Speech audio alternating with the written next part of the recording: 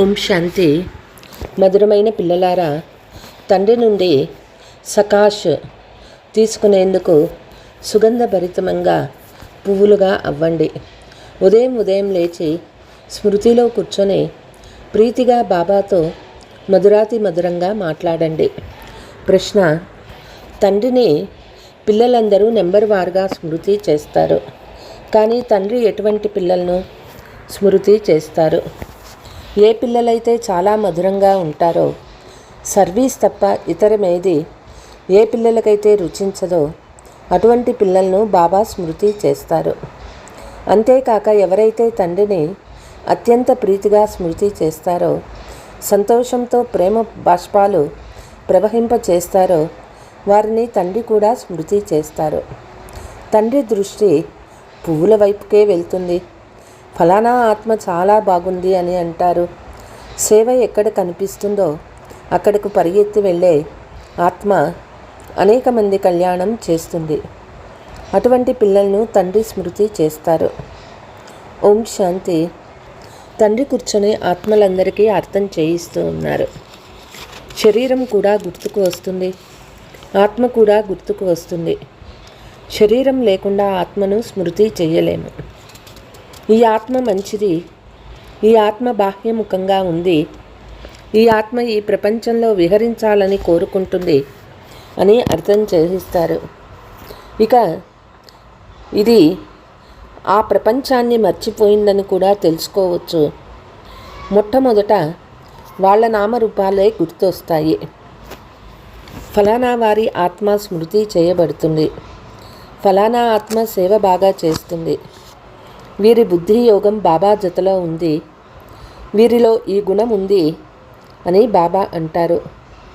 మొదట శరీరాన్ని స్మృతి చేస్తే ఆత్మ గుర్తుకు వస్తుంది.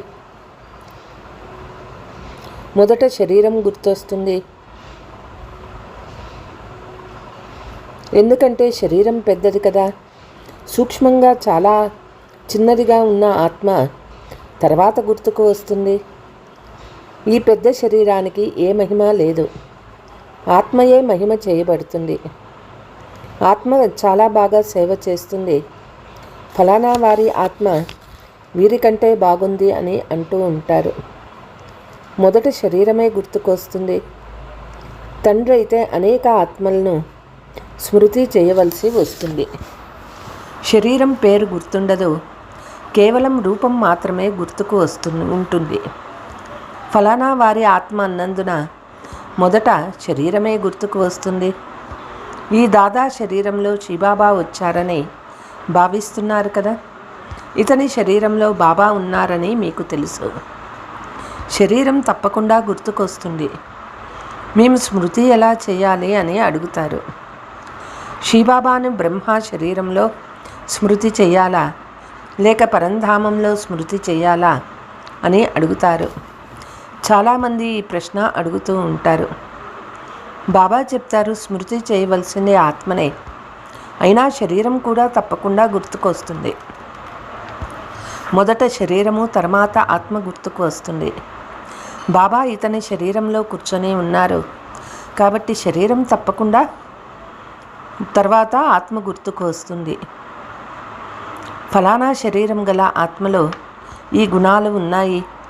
బాబా కూడా నన్ను ఎవరు స్మృతి చేస్తున్నారో, ఎవరిలో చాలా గుణాలు ఉన్నాయో, ఏ ఏ పుష్పాలలో సుగంధం ఉందో గమనిస్తూ ఉంటారు. పుష్పాలంటే అందరికీ ఇష్టమే కదా. పుష్ప గుచ్చాలను తయారు చేస్తారు. అందులో రాజా, రాణి, ప్రజలు భిన్న భిన్న పుష్పాలు, ఆకులు మొదలైనవి ఉంటాయి. తండ్రి దృష్టి పువ్వుల వైపే వెళ్తుంది. ఫలానా వారి ఆత్మ చాలా బాగుంది, చాలా సేవ చేస్తుంది అని అంటారు. ఆత్మాభిమానిగా ఉంటూ తండ్రిని స్మృతి చేస్తూ ఉంటారు. ఎక్కడ సేవ ఉంటుందో అక్కడకు పరిగెత్తి వెళ్తారు. అలా సేవ చేసిన అమృత వేళ లేచి స్మృతిలో కూర్చుంటారు. ఎవరిని స్మృతి చేస్తూ ఉంటారు? శివబాబా పరంధామంలో గుర్తుకు వస్తారా లేక మధువనంలో గుర్తుకు వస్తారా? తండ్రికి గుర్తుకు వస్తూ ఉంటారు కదా. తండ్రి గుర్తుకు వస్తూ ఉంటారు. ఇతనిలో శివబాబా ఉన్నారు. ఎందుకంటే తండ్రి ఇప్పుడు కిందకి వచ్చేశారు. మురళి నడిపించేందుకు కిందకి వచ్చారు. వీరికి తమ ఇంటిలో ఏ పని ఉండదు. అక్కడికి వెళ్ళి ఏం చేస్తారు? ఈ శరీరంలోనే ప్రవేశిస్తారు కాబట్టి మొదట తప్పకుండా శరీరమే గుర్తుకు వస్తుంది. తర్వాత ఆత్మ గుర్తుకు వస్తుంది. ఫలానా శరీరంలో ఏ ఆత్మ ఉందో అది అనన్యమైనది, చాలా మంచిది. ఈ ఆత్మకు సేవ లేకుంటే ఏమీ తోచదు, చాలా మధురమైనది.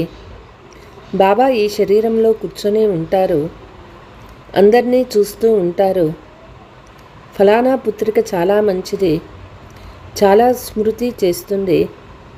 బంధనంలో ఉన్న పిల్లలకు వికారాల కారణంగా ఎన్నో దెబ్బలు తినవలసి ఉంటుంది. వారు ఎంత ప్రేమగా స్మృతి చేస్తూ ఉంటారు. ఎప్పుడు స్మృతి చాలా ఎక్కువగా చేస్తారో అప్పుడు సంతోషంతో వారి కనుల వెంట ప్రేమ బాష్పాలు కూడా వచ్చేస్తాయి. అప్పుడప్పుడు ఆ బాష్పాలు కింద రాలుతూ ఉంటాయి. బాబాకు వేరే ఏం పని ఉంది? అందరినీ స్మృతి చేస్తారు. చాలామంది పిల్లలు గుర్తుకు వస్తారు. ఫలానా ఆత్మలో శక్తి లేదు, తండ్రిని స్మృతి చేయరు, ఎవరికీ సుఖం ఇవ్వరు, ఈ ఆత్మ స్వకల్యాణంనే చేసుకోదు. తండ్రి ఈ విషయాలన్నీ చెక్ చేస్తూ ఉంటారు. స్మృతి చేయడం అంటే సకాష్ ఇవ్వడం. ఆత్మ సంబంధం పరమాత్మతో ఉంటుంది కదా. పిల్లలు చాలా యోగం చేసే రోజు వస్తుంది. ఇతడు కూడా ఎవరిని స్మృతి చేస్తే వారు వెంటనే సాక్షాత్కారం అవుతారు. ఆత్మ ఏమో చాలా సూక్ష్మమైన బిందువు. సాక్షాత్కారమైన ఎవ్వరూ అర్థం చేసుకోలేరు. మళ్ళీ శరీరమే గుర్తుకొస్తుంది. ఆత్మ చాలా చిన్నది, కానీ స్మృతి చేస్తే వారి ఆత్మ పావనమవుతుంది. తోటలో అనేక రకాల పువ్వులుంటాయి. ఇవి చాలా సుగంధం గల పుష్పాలు. వీటికంత సుగంధమే లేదు. బాబా అందరినీ చూస్తూ ఉంటారు. సువాసన లేకుంటే పదవి కూడా తగ్గిపోతుంది. బాబాకు ఎవరు సహాయకారులుగా అవుతారో వారే ఉన్నత పదవిని పొందుతారు. వారిలో కూడా తండ్రిని స్మృతి చేస్తున్న వారికి పదవి లభిస్తుంది. బ్రాహ్మణుల నుండి బదిలీ చెంది దేవతలుగా అవుతారు. అనగా ఇది దైవీ పుష్పాల లేక ఆసురీ పుష్పాల? ఈ వర్ణన కూడా సంగమయుగంలోనే చేయగలరు. అన్నీ పుష్పాలే కానీ అనేక రకాలు ఉన్నాయి. బాబా కూడా స్మృతి చేస్తూ ఉంటారు. టీచర్ తమ విద్యార్థులను స్మృతి చేస్తారు కదా. వీరు బాగా చదవలేరని మనసులో భావిస్తారు కదా. వీరు తండ్రి కూడా అయ్యారు, టీచర్ కూడా అయ్యారు. తండ్రిగా అయితే ఉండనే ఉన్నారు. టీచర్ కర్తవ్యం ఎక్కువగా ఉంటుంది. టీచర్ ప్రతిరోజు చదివించాలి. ఈ చదువు శక్తి ద్వారా పదవిని పొందుతారు. ఉదయమే సోదరులైన మీరందరూ తండ్రి స్మృతిలో కూర్చుంటారు. ఇది యోగా సబ్జెక్టు. తర్వాత మురళి నడుస్తుంది. అది చదువు సబ్జెక్టు. ముఖ్యమైనవి యోగము మరియు చదువు. వాటిని జ్ఞానము విజ్ఞానము అని కూడా అంటారు. తండ్రి వచ్చి నేర్పించే జ్ఞాన విజ్ఞాన భవనము. జ్ఞానము ద్వారా మొత్తం సృష్టిని గురించిన జ్ఞానం లభిస్తుంది. విజ్ఞానం అనగా మీరు చేసే యోగము. దీని ద్వారా మీరు పవిత్రంగా అవుతారు. మీకు వీటి అర్థమంతా తెలుసు. తండ్రి పిల్లల్ని గమనిస్తూ ఉంటారు. దేహీ అభిమానిగా అయితేనే మీలోని భూతాలు తొలగిపోతాయి. అలాగని అందరి భూతాలు వెంటనే తొలగిపోతాయనే కాదు. లెక్కాచారము చుట్టూ అయినప్పుడు మీ నడవడికల అనుసారమే పదవిని పొందుతూ ఉంటారు. తరగతి బదిలీ అవుతారు. ఈ ప్రపంచంలోని వారు బదిలీ చెంది కిందకి పోతూ ఉన్నారు. కానీ మీరు పరివర్తన చెంది ఉన్నతమవుతూ ఉన్నారు. ఎంత తేడా ఉన్నది! వారు కలియుగంలోని మెట్లు కిందకి దిగుతూ ఉంటారు. మీరు పురుషోత్తమ సంగమయుగంలోని వారు. మీరు మెట్లు పైకెక్కుతూ వస్తారు. ప్రపంచమేమో ఇదే ప్రపంచము. ఇదంతా కేవలం బుద్ధి చేయు పని.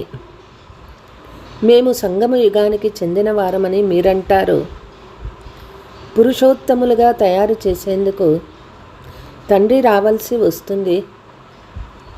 ఇప్పుడు మీకు ఇది పురుషోత్తమ సంగమ యుగము. మిగిలిన వారందరూ గాఢాంధకారములో ఉన్నారు. భక్తి చాలా బాగుందని వారు భావిస్తారు. ఎందుకంటే వారికి జ్ఞానం గురించి తెలియదు. మీకు ఇక్కడ జ్ఞానం లభించింది. జ్ఞానము ఒక చిన్న వెలుగుతో అర్ధకల్పము మనము ఉన్నతమవుతామని ఇప్పుడు మీరు అర్థం చేసుకున్నారు. తర్వాత అక్కడ జ్ఞాన విషయాలే ఉండవు. ఈ విషయాలన్నీ మహారథి పిల్లలు మాత్రమే విని ధారణ చేసి ఇతరులకు వినిపిస్తూ ఉంటారు. మిగిలిన వారు ఇక్కడి నుండి బయటికి పోతేనే జ్ఞానమంతా సమాప్తమవుతుంది. కర్మ అకర్మ వికర్మల రహస్యాన్ని కూడా భగవంతుడే అర్థం చేయిస్తారు. ఇది కల్పం యొక్క సంగమ యుగము. ఈ సమయంలో పాత ప్రపంచము సమాప్తమై కొత్త ప్రపంచ స్థాపన జరుగుతుంది. వినాశనము మీ ముందే నిలబడి ఉంది. మీరు సంగమయుగంలో ఉన్నారు. కానీ ఇతర మనుషులకు కలియుగం నడుస్తుంది. ఎంతో గాఢ అంధకారంగా ఉంది. కిందకి దిగజారుతూనే ఉంటారు. కింద పడవేసేందుకు ఎవరో ఒకరు నిమిత్తంగా కూడా ఉంటారు. అతడే రావణుడు. వాస్తవానికి ఈ సభలో పతితులు ఎవ్వరూ కూర్చోలేరు. పతితులు వాయుమండలాన్ని పాడు చేస్తారు. ఒకవేళ ఎవరైనా గుప్తంగా వచ్చి కూర్చుంటే వారికి దెబ్బ కూడా తగులుతుంది. ఒక్కసారిగా కింద పడిపోతారు. ఈశ్వరీయ సభలో ఎవరైనా రాక్షసులు వచ్చి కూర్చుంటే వెంటనే తెలిసిపోతుంది వారిది రాతి బుద్ధియే. మిగిలిన వారు కూడా రాతి బుద్ధి కలవారిగా మారిపోతారు. వారికి 100 రెట్లు శిక్ష పడుతుంది. స్వయానికి నష్టం కలుగ చేసుకుంటారు. మీరు కనుక్కోగలరా, చూస్తాము అని వారు భావిస్తారు. ఎవరు చేస్తారో వారు పొందుతారు. తెలుసుకోవలసిన అవసరం లేనే లేదు. తండ్రితో సదా సత్యంగా ఉండాలి. సత్యంగా ఉంటే నాట్యం చేస్తూ ఉంటారని అంటారు. సత్యంగా ఉంటే మీ రాజధానిలో కూడా నాట్యం చేస్తారు. తండ్రియే సత్యం కావున పిల్లలు కూడా సత్యంగా తయారవ్వాలి. శివబాబా ఎక్కడున్నారు అని బాబా అడుగుతారు. ఇతనిలో ఉన్నారని అంటారు. పరంధామాన్ని వదిలి దూరదేశంలో ఉండేవారు పరాయి దేశంలోకి వచ్చారు. వారిప్పుడు చాలా సేవ చేయవలసి వస్తుంది. తండ్రి అంటూ ఉన్నారు, ఇక్కడ రాత్రింబవళ్ళు సేవ చేయవలసి వస్తుంది. సందేశకులకు భక్తులకు సాక్షాత్కారం చేయవలసి వస్తుంది. వారేమో ఇక్కడే ఉన్నారు. అక్కడ పరంధామంలో ఏ సర్వీసు లేదు. సర్వీస్ లేకుంటే బాబాకు సుఖం లేదు. పూర్తి ప్రపంచానికి సేవ చేయాలి. బాబా రండి అని అందరూ పిలుస్తారు. ఈ రథంలో వస్తానని చెప్తున్నారు. వారు దానిని గుర్రపు రథంగా చేసేశారు. గుర్రపు బండిలో కృష్ణుడు ఎలా కూర్చుంటారో ఆలోచించండి.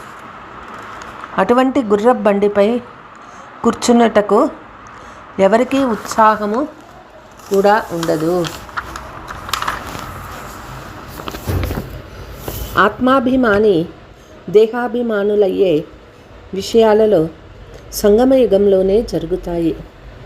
తండ్రి తప్ప ఈ విషయాలు ఇతరులెవ్వరూ అర్థం చేయించలేరు. మీరు కూడా ఇప్పుడు తెలుసుకున్నారు. ఇంతకుముందు మీకు ఈ విషయాలు తెలియవు. ఏ గురువైనా మీకు నేర్పించారా? గురువులైతే అనేక మందిని ఆశ్రయిస్తారు. ఎవ్వరూ నేర్పించలేరు. చాలామంది గురువులను ఆశ్రయిస్తారు. ఆ గురువుల నుండి శాంతి మార్గము లభించాలని భావిస్తారు. తండ్రి చెప్తూ ఉన్నారు, శాంతి సాగర్లో ఒక్క తండ్రి మాత్రమే. వారు తమ జతలో తీసుకువెళ్తారు. సుఖధామము శాంతిధామాలను గురించి ఎవ్వరికీ తెలియదు. కలియుగంలో ఇప్పుడు ఉండేది శూద్రవర్ణము. పురుషోత్తమ సంగమ యుగంలో బ్రాహ్మణ వర్ణం ఉంది. ఈ వర్ణాలను గురించి కూడా మీకు తప్ప ఎవ్వరికీ తెలియదు. ఇక్కడ కూర్చొని వింటారు. వెలుపలికి వెళ్తూనే అన్నీ మర్చిపోతారు. ధారణ జరగదు. తండ్రి చెప్తూ ఉన్నారు, మీరు ఎక్కడికి వెళ్ళినా బ్యాడ్జీ ధరించి వెళ్ళండి. ఇందులో సిగ్గుపడే విషయమేదీ లేదు. ఈ బ్యాడ్జీని బాబా చాలా కళ్యాణం కొరకు తయారు చేయించారు. దీని ద్వారా ఎవరికైనా తెలిపించండి. ఎవరైనా తెలివిగలవారైతే ఈ బ్యాడ్జీ కొరకు మీరు ఖర్చు పెట్టి ఉంటారని అంటారు. ఖర్చు అయితే అవ్వనే అవుతుంది. వారికి చెప్పండి, పేదవారికి ఉచితంగా లభిస్తుంది. వారు ధారణ చేసినట్లయితే ఉన్నత పదవి పొందగలుగుతారు. కొంతమంది వద్ద ధనం ఉంటుంది, కానీ పిసినార్లుగా ఉన్నారు. పేదల వద్ద ధనమే లేకుంటే వారేమి చేస్తారు? కొంతమంది వద్ద ధనం ఉంటుంది, కానీ ఖర్చు పెట్టినందున పిసినార్లుగా దురదృష్టవంతులుగా అవుతారు. ఈ బాబా ఆచరణలో చేసి చూపించారు. తన సర్వస్వము మాతల అధీనము చేసేశారు. మీరు కూర్చొని యజ్ఞం అంతా సంభాలన చేయండి. ఎందుకంటే ఇప్పుడు నాకు జ్ఞానం లభించింది. చివరిలో ఇవన్నీ ఏవీ గుర్తుకి రాకూడదు. అంతిమ సమయంలో ఎవరైతే స్త్రీని స్మృతి చేస్తారో వారు వేశ్యలైపోతారు. పెద్ద పెద్ద భవనాలు గుర్తొస్తాయి ఉంటే చివర్లో అవి గుర్తుకొస్తాయి. జ్ఞానం కొద్దిగా విన్నా ప్రజల్లో తప్పకుండా వస్తారు.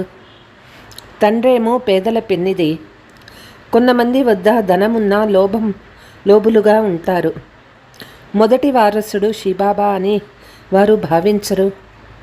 భగవంతుడే వారసుడని భక్తి మార్గంలో కూడా ఉంది. ఈశ్వరార్థము దానం చేస్తారు. దానం ఇచ్చేందుకు వారేమైనా నిరుపేదల? ఈశ్వరుని పేరుపై పేదలకి దానం చేస్తూ ఈశ్వరుడు దాని ఫలితం ఇస్తారని భావిస్తారు. దీని ఫలము మరుసటి జన్మలో ఎలాగైనా లభిస్తుంది. దానం ఇస్తే గ్రహణం వదిలిపోతుందని అంటారు. తండ్రికి సర్వము ఇచ్చేశారు. శరీరము, బంధుమిత్రులు మొదలైనవి బాబాకి అర్పణ చేసేశారు. ఇదంతా మీది అన్నారు.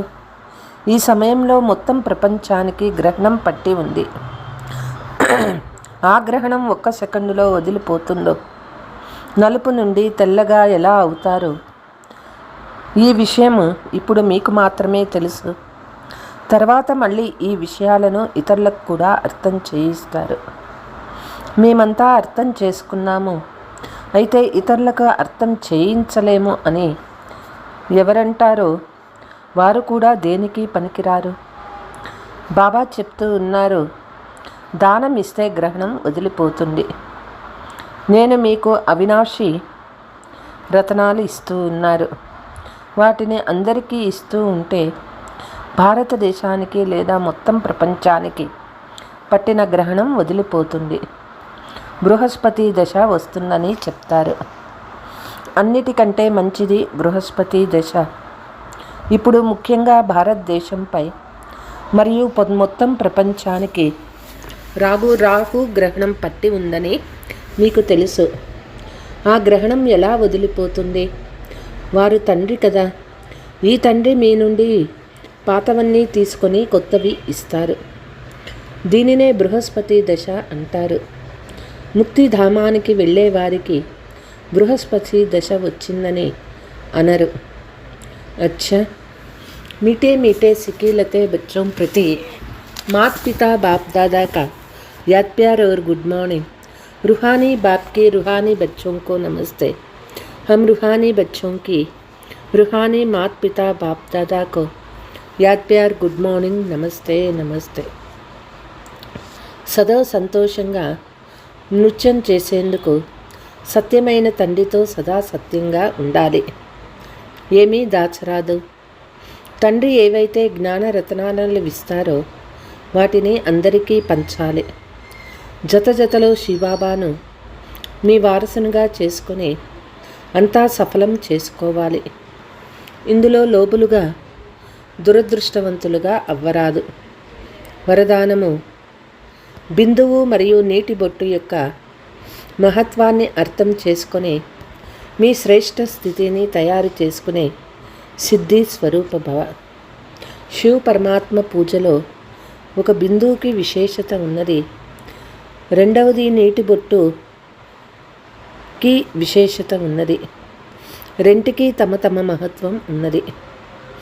ఆత్మ, పరమాత్మ మరియు ప్రకృతిల ఈ ఆట అనగా డ్రామా. మూడింటి యొక్క ఈ జ్ఞానము ప్రాక్టికల్ జీవితంలో బిందువు అనుభవం ఇస్తుంది. నీటి బొట్టు అంటే శుద్ధ సంకల్పాల స్మృతి. దీని ద్వారా మిలనం చేసే సిద్ధి అనుభవం అవుతుంది.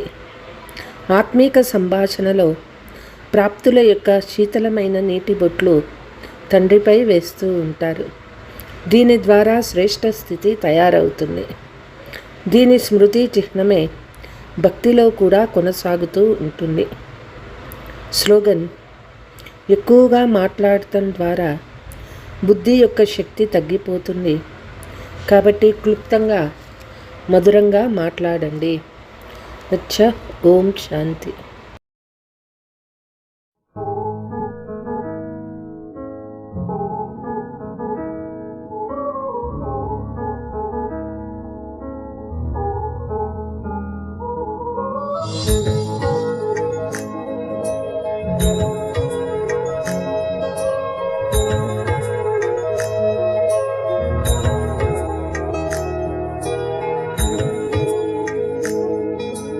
మహాశివా నిన్ను పొందుటకై మా మనసే పరితపించే, దయా ప్రేమ కరుణా సాగరుడై ప్రేమను కురిపించే.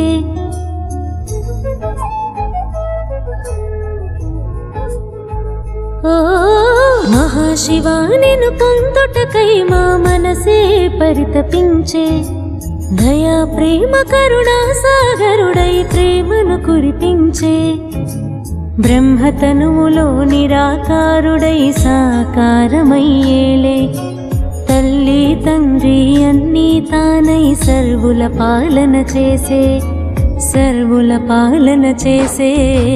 జ్ఞాన సూర్యుడై పరంపిత భరత భూమిపై విచ్చేసే, అజ్ఞానమునే తొలగించే, జ్ఞానమునే ప్రబోధించే. శివ జయంతి ఉత్సవమే ఉత్సాహంతో జరిపే, శివుని జెండా ఎగరేతాం ప్రతి ఇంటా మనమే. ఓం నమః శివాయ, ఓం నమః శివాయ.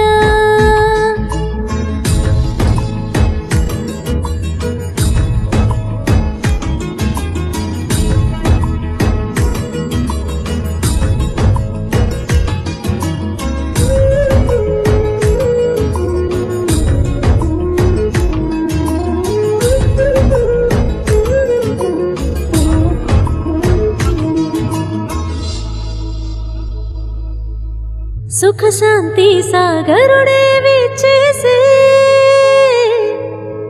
మా మనసే శాంతింపచేసేలే. స్వర్గమునే కానుకగా తెచ్చేలే, దుఃఖాలే దూరం చేసేలే. మహాశివుని పవిత్ర స్మృతిలోనే జీవితమే ఇక పావనమయ్యేలే. జ్యోతిర్బిందు శివ పరమాత్మ గీతా జ్ఞానమే వినిపించే, దివ్య గుణాలతో సర్వశక్తులతో అలంకరించేలే.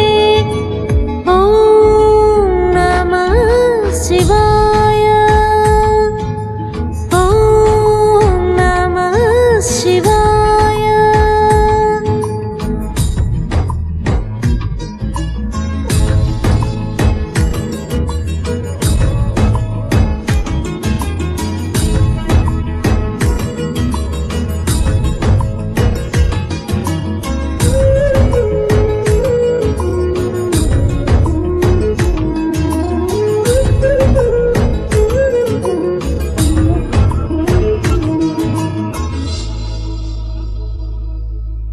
సమయం ముందుకు తీవ్రముగా సాగే, పరివర్తన అవ్వాలనే సూచననిచ్చే. శుభ చింతనతో సత్కర్మలతోనే సంస్కారాలే శ్రేష్టముగా మారే.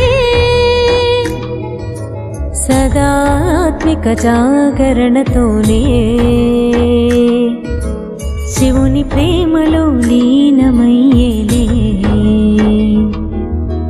యోగేశ్వరుడై శివుడే మననే రాజయోగిగా చేసే, ఈ భూమిపై అవతరించి జ్ఞాన గంగని వర్షించే.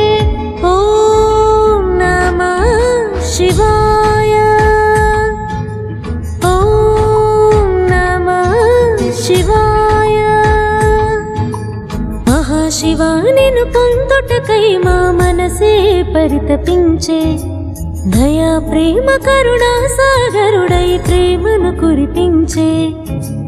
బ్రహ్మతనువులో నిరాకారుడై సాకారమయ్యేలే, తల్లి తండ్రి అన్నీ తానై సర్వుల పాలన చేసే, సర్వుల పాలన చేసే. జ్ఞాన సూర్యుడై పరంపిత భరత భూమిపై విచ్చేసే, అజ్ఞానమునే తొలగించే, జ్ఞానమునే ప్రబోధించే. శివ జయంతి ఉత్సవమే ఉత్సాహంతో జరిపే, శివుని జెండా